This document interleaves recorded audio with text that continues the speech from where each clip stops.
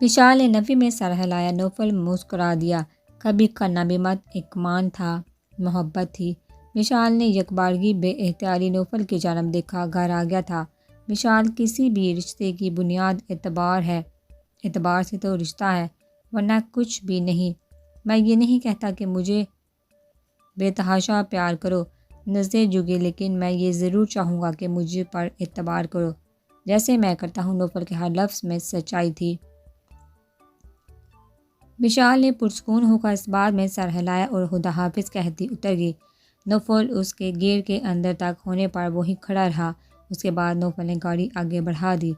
Farm house में इन दोनों के माबैन में खामोशी थी। अबिहा ने माहिर को बिस्तर में लटाया और इसके पाँव से कांटा निकाला। वो दर्द से बिलबिला उठी, लेकिन अबिहा ने परवाह न की। फर्स्ट एड बॉक्स से मरहम पट्टी की और उठ खड़ा हुआ। तो आप मुझे जहाँ ला रहे थे?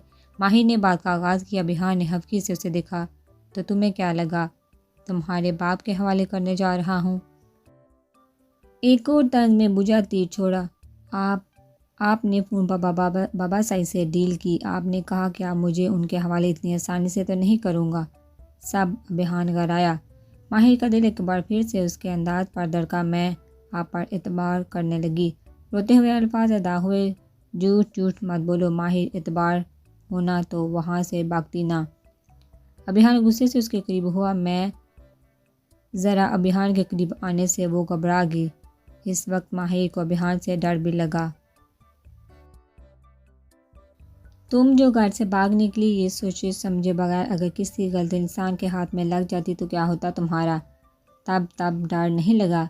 दांत कचकचाने लगा था। बहुत डर लगा था इस दुनिया से, लेकिन बीजान ने हौसला दिया। उनके कहने पर सब किया, बिना साजो सामान और बिना मंजिल का तयन किए। बागी माहिर फट पड़ी। अपनों की डसी हुई हूँ ना, इश्क भी का लिया, लेकिन एतबार पे चोंगे। आंसू लड़ी की सूरत में बह निकले। तुम्हारी ये सफाइयाँ मुझ पर असर नहीं कर रही। अपने आंसू बचा कर रखो। तुम मुझसे दूर भागी। ठीक है, मैं तुम्हें खुद अपने आप से दूर कर दूंगा जो तुम। प्लीज़ हान। माहिर तड़प कर खड़ी हुई। अबिहान के लबों पर हाथ थक गई। आंसू फिर से बह निकले। मुझे आपसे दूर नहीं जाना, कहीं कहीं नहीं जाना। आपसे दूर जाने से बेहतर है मैं खुद को मार डालूं। सहत दिल से कहती वो अबिहान को चौंका गई।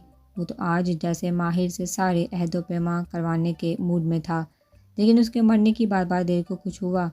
वो जो इसे तंग कर रहा था, अब लब बेंच क्या। ठीक है, फिर खुद ही तुम्हारी जान ले लेता हूँ, क्योंकि तुम्हारे मारने का हक भी मैं किसी को नहीं दूंगा। अबिहान के सहल लहजे पर माहिर ने नैन कटोर आंखें उठाकर उसे देखा। उसने माहिर के बालों में उंगलियां फंसा कर खुद से करीब किया। उसकी आंखों में झांकते उसके लबों पर झुका। माहिर पूरी जान से काम गई। वो अपनी दीवानगी, अपना जुनून माहिर की रूह में उंडेल रहा था, और माहिर इसकी वार फतगियों से हलकान हो रही थी। और जब वो हिचकियों से रो दी तो वो इसकी जान बख्शी करता पीछे हुआ। माथे से माथा जोड़ा, दोनों की आंखें बंद थी। माहिर लंबे लंबे सांस लेती काम रही थी। अबिहान इसे खुद में पेंचा। वो भी पुरस्कून इसके सीने से लगी आंखें मूंद गई। इतनी सी सज़ा पे ये हाल है, इससे बड़ी सज़ा दे दूँ तो क्या हाल होगा तुम्हारा? कान की लू को लबू से छूते वो माहिर के कानों में रस घोल रहा था, और माहिर का दिल अलग ही ताल में धड़क रहा था। हान, माहिर बामुश्किल बोली। आंखें मूंदे वो इन लम्हों के ज़ेर असर था। मुझे भूख लगी है। माहिर के बरजस्ता कहने पर वो यकदम आंखें खोले हैरत से माहिर को देखने लगा। रोमांटिक मूड का बेड़ा गर्क करना कोई तुमसे सीखे। ऑनलाइन ऑर्डर दिया है, आ रहा होगा। अबिहान ने उसे फिर से बाहों में भरा। आप बहुत बूढ़े हैं, अचानक माहिर ने कहा। तो अबिहान ज़ेरे लब मुस्कुराया। अभी तो मैंने कुछ किया ही नहीं और बूढ़ा बन गया। अबिहान ने मानी हिज़ी से कहते उसे बाहों में उठाया। शर्मो हया से माहिर की पलकें बोझल हुई। तभी पिज़्ज़ा डिलीवर बॉय आ गया। पिज़्ज़ा और कोक लेते अबिहान रूम की जानिब बढ़ा। पिज़्ज़ा कोक देखकर माहिर की भूख भड़की और नदीदों की तरह टूट पड़ी। खाते खाते यकदम अबिहान का ख्याल आया तो किन अखियों से उसे देखा, जो बहुत फुर्सत से माहिर को देख रहा था।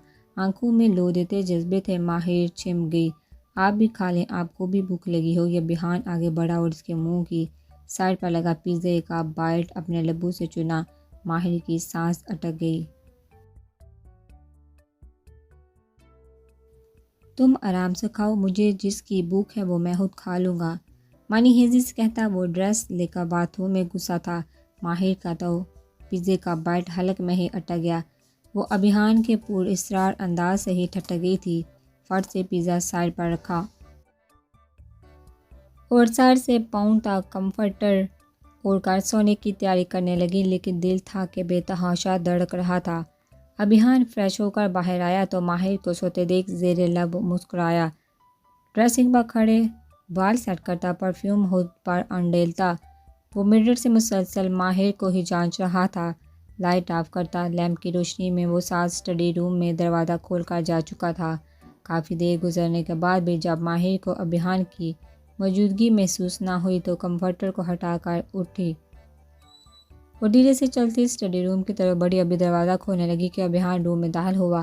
ماہر وہیں تھم گئی۔ کیا بات ہے، نیند میں چلنے کی بیماری ہے؟ میٹھا طنز کرتا وہ آگے بڑھا کہ ماہر نے ہاتھ پکڑ کر روک لیا۔ ناراض ہو گئے؟ بہت محبت بڑے لہجے میں پوچھا۔ حق ہے مجھے، بنا پلٹے جواب دیا۔ سارے حق آپ کے ہیں، محبت بڑے انداز میں کہتی وہ ابھیان کے جذبوں کو پھر سے جگا گئی۔ کیا چاہتی ہو تم؟ پلٹ کا ماہر کے ناک کے ساتھ ناک جوڑے سانس لی۔ صرف آپ کو۔ ماہر بھی پیار کے جذبوں کے آگے ہار مان گئی۔ وہ اس کا مجازی خدا تھا، وہ کیسے محبت کو ٹکرا کر ناشکری اور گناہ کر سکتی تھی؟ ابھیان نے ماہر کو باہوں میں بڑا، دونوں کی نظریں ملی۔ ماہر نے پلکیں گرا دی۔ بیڈ پر لیٹاتے وہ اس کے قریب ہوا تو ماہر کی روح تک کانپ گئی، دل کی رفتار مزید بڑھ گئی۔ ہان ماہر ابھیان کی بڑھتی جسارتوں سے گھبرا کر دھیرے سے بولی، شش، آج کچھ نہیں کہتا، صرف محسوس کرنا ہے اور مجھے محسوس کرنے دو۔ کہتے ساتھ ہی ابھیان ماہر کی گردن پر جھکا۔ ماہر خود میں سمٹی پیار بڑے لفظ ماہر کو اپنی گردن پر محسوس ہو رہے تھے۔ ماہر نے خود کو ابھیان کے سپرد کر دیا۔ اس خود سپردگی نے ماہر کو سرشار سا کر دیا۔ رات کی طرح ہی پھیل رہی تھی فضا میں، ہلکی ہلکی سرگوشیاں تحلیل ہو رہی تھی اور دور کہیں چاند ان دونوں کے عشق پر مسکرا رہا تھا۔ دبے قدموں وہ کوریڈور سے گزر رہی تھی کہ سامنے سے آتی وہ ثروت بیگم کو دیکھ کر ٹھٹک گئی۔ آ گئی، میں ہی وہی دیکھنے آ رہی تھی۔ ثروت بیگم نے مشال کو دیکھتے کہا تو مشال دھیرے سے مسکرائی۔ جی مما، شاپنگ کرتے وقت گزرنے کا احساس ہی نہیں ہوا، تھوڑا شرمندہ ہوئی۔ بیٹا رات دیر اتنے گھر سے باہر نہیں جاتے بیٹیاں، مغرب تک اپنے کام نپٹا لیا کرو، ایک ماں ہونے کے ناطے پیار سے سمجھایا۔ مشال نے اس بات میں سر ہلایا۔ سوری مما، نیکسٹ ٹائم احتیاط کریں گے۔ فوراً مانی، اچھا کھانا لگواؤ۔ ندا کہاں ہے؟ ارے نہیں مما، وہ بھوک لگی تو واپسی میں ہم نے کھا لیا۔ ندا کو نیند آئی تھی، سونے چلی گئی۔ میں آپ کی طرف آ رہی تھی مما، خیریت ہے؟ آپ کچھ پریشان لگ رہی ہیں۔ مشال نے ماں کو صفائی دیتے ان کی پریشانی کو بھانپتے پوچھا۔ نہیں، کوئی بات نہیں، سو جاؤ جا کر، ثروت بیگم نے پیار بڑے لہجے میں کہا تو مشال سر اس بات میں ہلاتی اپنے روم کی طرف بڑھ گئی۔ اپنے بستر میں لیٹے بھی وہ مسلسل ندا کے بارے میں سوچتی رہی اور اس کی سلامتی کی دعا کرتی رہی۔ صبح ندا اور اسکندر وہاں سے نکلے۔ اس قبیلے کے 2 آدمی گن کے ساتھ ان کے ہمراہ تھا۔ ندا منہ میں قرآن آیات کا ورد کرتی جا رہی تھی۔ تقریباً 1 گھنٹہ چلنے کے بعد وہ لوگ اب ارد گرد کا جائزہ لے رہے تھے۔ سامنے ہی روڈ تھی۔ روڈ دیکھ ندا جہاں ہوش ہوئی وہی اسکندر مطمئن ہوا۔ تبھی گاڑی کی آواز نے انہیں چونکایا۔ وہ دونوں آدمی گن ہاتھ میں اٹھائے الرٹ ہوئے۔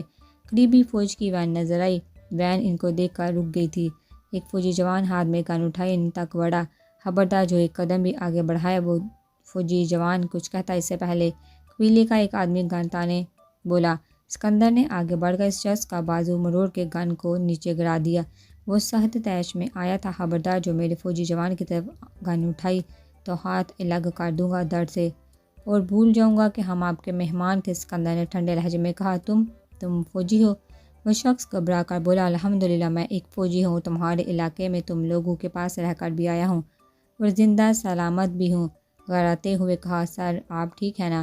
وہاب اسکندر کو دیکھ بہت خوش ہوا تھا۔ وہ 2 فوجی جوان اور آگے، سر آپ اجازت دیں تو انہیں حراست میں لے لیتے ہیں۔ وہاب نے کسی شکاری کی طرح کہا، نہیں، انہوں نے ہمیں پناہ دی، ان کا احسان ہے، انہیں زندہ واپس بھیجنا ہے۔ اور یہ احسان کا بدلہ ہے، بہت ٹھہر ٹھہر کر کہا، اور آگے آج کے بعد کہیں نظر آئے تو آپ کی صحت کے لیے اچھا نہیں ہوگا، اس لیے وقت ضائع کیے بغیر نکلو یہاں سے۔ اسکندر نے انہیں الٹیمیٹم دیا تو وہ فوراً سے بیشتر وہاں سے بھاگ نکلے کہ 5 منٹ بعد وہ بھی جیپ میں بیٹھے اپنی منزل کی طرف روانہ ہوئے۔ صبح ابھیان کی آنکھ کھلی تو ماہر کا سر اپنے سینے میں محسوس ہوا، بے اختیار ہی ہونٹوں کو مسکراہٹ نے چھوا۔ دھیرے سے ماہر کا سر اٹھا کر تکیے پر رکھا، بال بکھرے چہرے کو اپنے ہثار میں لیا تو ابھیان نے فوراً ہاتھ بڑھا کر بال پیچھے کیے۔ سوئے ہوئے کسی معصوم بچے کی طرح لگ رہی تھی ابھیان کی شرٹ پہنے، وہ ابھیان کو پھر سے اٹریکٹ کر رہی تھی۔ ابھیان کو وہ وقت یاد آیا جب پہلی بار وہ اس کے روم میں آئی تھی اور بنا اجازت اس کے کپڑے پہن لیے تھے۔ ایک دل فریب مسکراہٹ نے لبوں کا احاطہ کیا، آگے بڑھ کر ماہر کے ماتھے پر پیار کی نشانی سبز کی۔ کتنے پل وہ یوں ہی اس کے نقش کو ذہن میں بٹھا رہا تھا، پھر دھیرے دھیرے جسارتیں بڑھتی گئی تو ماہر کسمسا کے مندی مندی آنکھوں سے ابھیان کو دکھا۔ ہاں سونے دینا، نیند کی ہماری میں وہ بس اتنا ہی بول پائی۔ لگتا ہے ابھی بھی نیند پوری نہیں ہوئی، ابھیان کہتے ہی اس کی گردن میں منہ گھسایا۔ وہ کھلکھلا کر ہنسی۔ ہاں ابھیان نے منہ اوپر کیا اور مصنوعی حبکی سے دیکھا۔ گدگدی نہ کریں، بمشکل خود پر کنٹرول کیا۔ ماہر رومانس کو خراب مت کیا کرو۔ پیچھے ہٹتے بیک گراؤنڈ سے ٹیک لگائے، تکیے کو سینے سے لگایا۔ ماہر مسکراتی ہوئی ابھیان کے منہ کے آگے جھکی، پھر ناراض ہو گئے۔ بچوں کی طرح سوال کیا، لگتا ہے رات کو ڈوز بھول گئی ہو، ایک اور ڈوز دینی پڑے گی۔ ابھیان یہ کہتے ہی تکیہ دور اچھالے، ماہر کو قابو کیا جو اٹھ کر بھاگنے والی تھی۔ ہان پلکیں جھکی، ابھیان نے اسے بیڈ پر لٹایا اور اس کے اوپر جھکا۔ جی ہان کی جان، ابھیان پھر سے بہکنے لگا، پلیز خود پر اسے حاوی ہوتے دیکھ، منت پر اتر آئی۔ ابھیان کی بڑھتی جسارتوں پر وہ ہلکان ہوئے جا رہی تھی کہ تبھی موبائل پر بیپ ہوئی تو وہ چونکا۔ ماہر نے شکر ادا کیا۔ ابھیان نے منہ بگاڑا لیکن ایک ہاتھ سے ماہر کو قابو کیے، دوسرے ہاتھ سے موبائل کان سے لگایا۔ ابھی بیٹا کہاں ہو تم؟ سربت بیگم کی آواز پر وہ یکدم سیدھا ہوا۔ ماما میں فارم ہاؤس ہوں۔ کیا ہوا، سب خیریت ہے نا؟ ابھیان ماں کے پریشان لہجے کو بھانپ گیا تھا۔ ماہر بھی سیدھی ہو کر بیٹھی۔ بیٹا جتنی جلدی ہو سکے گھر پہنچے، کہتے ہی فون بند ہو گیا۔ ابھیان موبائل سر پر رکھا ماہر کی طرف متوجہ ہوا۔ کیا خیال ہے، کنٹینیو کرے؟ یکدم پوچھنے پر ماہر پریشان ہوئی، جھٹ سے باتھ روم کی طرف بھاگی۔ ابھیان کے چہرے پر ایک آسودہ مسکراہٹ آئی لیکن اگلے ہی لمحے وہ مسکراہٹ غائب تھی۔ وہ ماں کے پریشان لہجے پر خود بھی پریشان ہوا تھا اور خود بھی پلک جھپکتے اٹھا تھا۔ مشال آپی، آپ آج اکیلی جا رہی ہیں، ندا کہاں ہے؟ حور نے مشال کو جلدی سے نکلتے دیکھا تو پوچھ لیا۔ مشال نے لب بھینچے۔ وہ ندا کی ایک اسپیشل کلاس تھی تو وہ صبح ہی نکل گئی۔ مشال نے لہجہ نارمل کرتے کہا، حیرت کی بات ہے، میں نے نہیں دیکھا جاتے ہوئے۔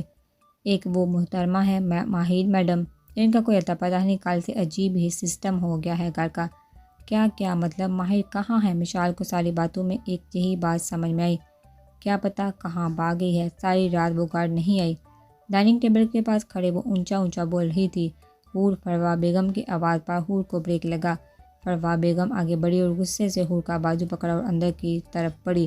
مشال نے حیرت سے ماں کی طرف دیکھا۔ ماما، ماہر رات سے مشال سے بولا نہ گیا۔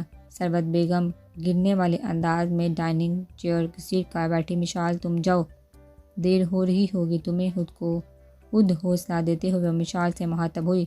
اب جتنا وردی پردہ ڈالے، حقیقت سامنے آ ہی جانی ہے۔ بھائی صاحب، ابھی مشال کچھ کہتی کہ شاویز صاحب کی اونچی آواز کانوں میں ٹکرائی جو بڑے بھائی پرویز صاحب سے مخاطب تھے۔ شاویز جی، میرے گھر کا معاملہ ہے، میں خود ہینڈل کر لوں گا، پریشان نہ ہو۔ جب سے بولا اچھا، مجھے لگا ہم ایک فیملی ہے، شاویز صاحب نے طنز کیا۔ حور فروا بیگم کے ساتھ شور سن کر باہر آ گئی۔ نور بھی سہمی سی آئی، تم مجھے اور میری اولاد کی فیملی مانتے ہو؟ پرویز صاحب نے کڑے ضبط سے بھائی پوچھا۔ بات کو پلٹے نہ، بلکہ یہ سوچے جب ابھیان آئے گا تو آپ اسے کیا جواب دیں گے کہ کس کے ساتھ بھاگ گئی ہے اس کی بیوی۔ شاویز، پرویز صاحب کی کڑکدار آواز پر سبھی چونکے اور ٹھٹھرے۔ سربت بیگم کی بھی دل میں ہاتھ رکھے کھڑی ہوئی۔